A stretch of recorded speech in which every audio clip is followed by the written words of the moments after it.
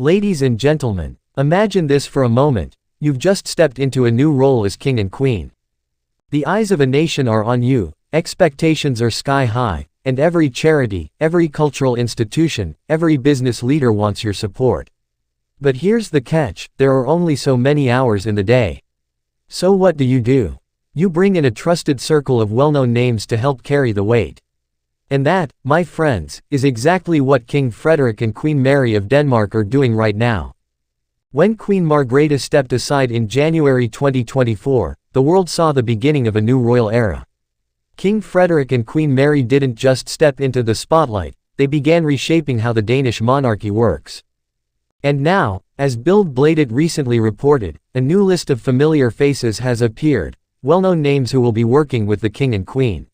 Not just for show, but to help them manage the enormous task of balancing tradition with modern expectations. Now, you may ask, what does helping actually mean? It's not simply standing in for them at a garden party. These roles are deeper. Some are formal court positions, private secretaries, advisors, aides who manage schedules, prepare briefings, and handle the diplomacy behind the scenes. Others are advisory or honorary roles, where cultural leaders, business figures, or even former politicians lend their expertise. And then there are patronage partners, people who act as bridges between the royal family and the charities or organizations that depend on their support.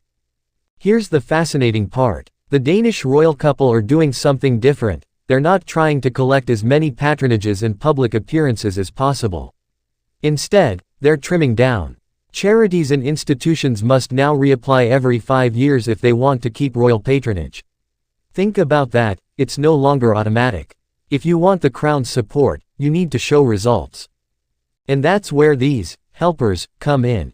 They're the connectors, the ambassadors, the people who make sure King Frederik and Queen Mary's time and influence are spent wisely, on projects that matter most to Denmark's future.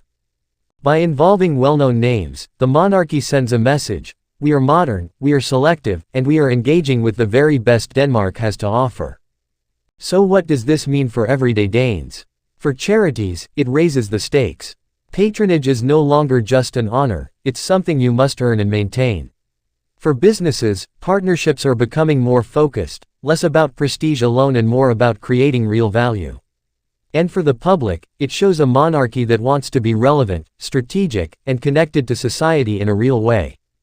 So next time you see King Frederik and Queen Mary at a glittering event, remember this: behind the handshakes, behind the smiles, there's a carefully chosen circle of people, famous names you may recognize, helping them navigate one of the most delicate balancing acts in the world. Because being king and queen isn't just about wearing a crown. It's about building a team. And Denmark's new monarchs are making sure their team is strong, modern, and ready for the future. Thanks for watching. Please like, share and subscribe my channel.